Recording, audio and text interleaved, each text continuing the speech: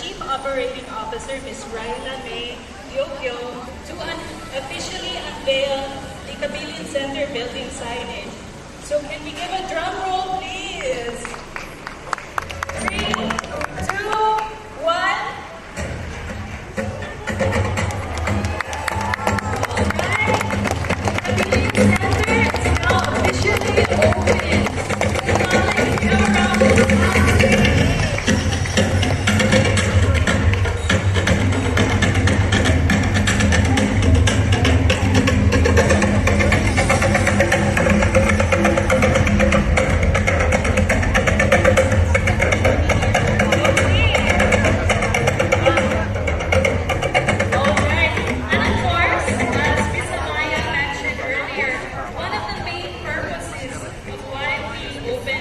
Kabilin Center is to be a space for Cebuanos to delve into their culture and heritage.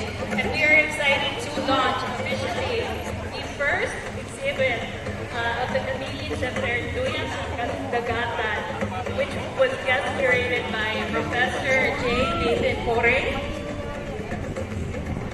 Can we invite Professor J, who is a faculty member of the University of the Philippines in Cebu, to give us a background on this. Okay, still there. Bata pa man. Nariyo pa sa picture. Nariyo pa sa picture. Attacking man. They're on their way to Bual-Bual. Why? Questions of mine. Let's go to the hospital. Oh, lagi. Kaya denial man siya. It is fitting to celebrate the culture of Cebuano culture as we launch the Kabilin Center, because we know how intricate the relationship of Cebuano identity with the world is. Professor Rafi identifies the origins of the word "supo," which is the word for the original name of the island of Cebu. Supo, which means to wade through shallow waters, as one disembarks from the boat and makes his way or her way to the shore.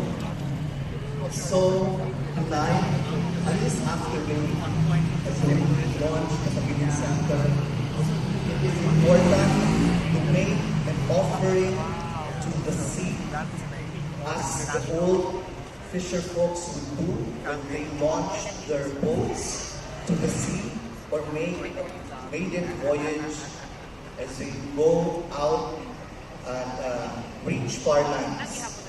So the exhibition is the Kabilin Center's way of making that offering, hoping that the good seas will provide us with abundant catch. The good seas will keep us safe as we travel, and so the Kabilin Center would become an institution that would bring us all together to understand better Cebuano culture.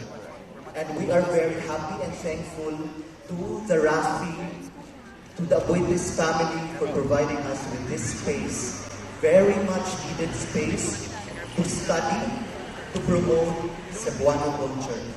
Panginaot ko, nakitang tanan as collaborators of culture, musumbo na uban ni Rafi.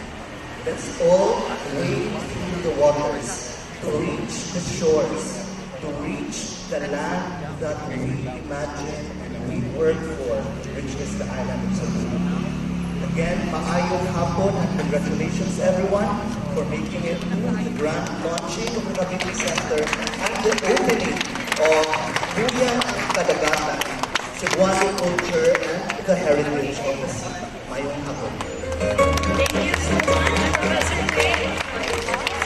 To officially launch the exhibit opening, may we invite back up our President and CEO, Ms. Ramon Aboitiz Foundation Inc, our Chief Operating Officer, Ms. Raila Yokyo, our Executive Director for Social Wellbeing, Ms. Marisol Capsalvo, as well as Attorney Annalie Lapita, the Director for the Office of Special Concerns from the Department of Tourism.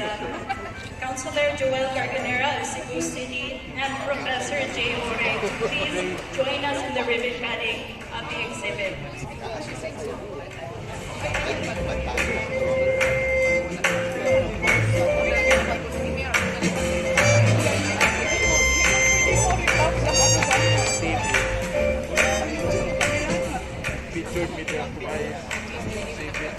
So as Professor J mentioned, the sea has surely shaped the culture and life of Cebuanos in the past, in the present, and for sure in the future. So again, we have representatives from Rafi as well as the city and the Department of Tourism, along with our guest curator, si Sir J. Ore, to officially launch the exhibit. So on the count of 3, can we do the official cutting of the ribbon? 1,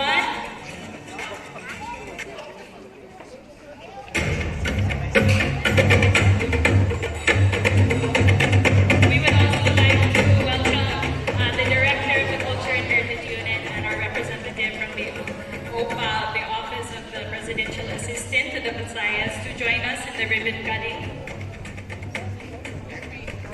So on the count of 3. So on the count of 3, we'll cut the ribbon. 1, 2, 3. There. First exhibit of the Kabilin Center to be officially open. And now we would like to have a photo opportunity with our VIPs here at the entrance of the museum.